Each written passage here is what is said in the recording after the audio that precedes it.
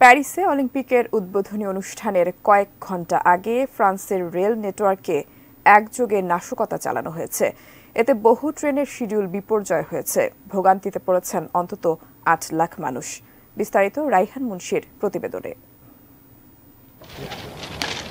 Paris অলিম্পিকের উদ্বোধনী অনুষ্ঠানের কয়েক ঘণ্টা আগে দুর্বৃত্তদের হামলায় প্রায় অচল হয়ে পড়েছে ফ্রান্সের রেল যোগাযোগ ব্যবস্থা। দেশটির রেল নেটওয়ার্কে একযোগে হামলা, অগ্নিসংযোগ ও রেল লাইনের পাত উপড়ে ফেলেছে দুর্বৃত্তরা। সবচেয়ে বেশি ক্ষতি হয়েছে উচ্চ গতির ট্রেন ও রেল ট্র্যাকের। এতে প্যারিস জুড়ে ভেঙে পড়েছে রেল যোগাযোগ ব্যবস্থা। হামলায় লাইন ক্ষতিগ্রস্ত হওয়ায় ট্রেনগুলোকে অন্য পথে ঘুরিয়ে দেওয়া হচ্ছে। বেশ কিছু পথে ট্রেন চলাচল বন্ধ রাখা হয়েছে। আকস্মিক এ হামলায় ক্ষতিগ্রস্ত রেল যোগাযোগ ব্যবস্থাকে স্বাভাবিক করতে প্রায় 7 দিন সময় লাগতে পারে বলে জানিয়েছে ফ্রান্সের রেল কর্তৃপক্ষ। এ ঘটনায় আগামী সোমবার পর্যন্ত প্যারিস থেকে সরাসরি লন্ডনগামী ইউরোস্টার ট্রেনের শিডিউল বাতিল করা হয়েছে।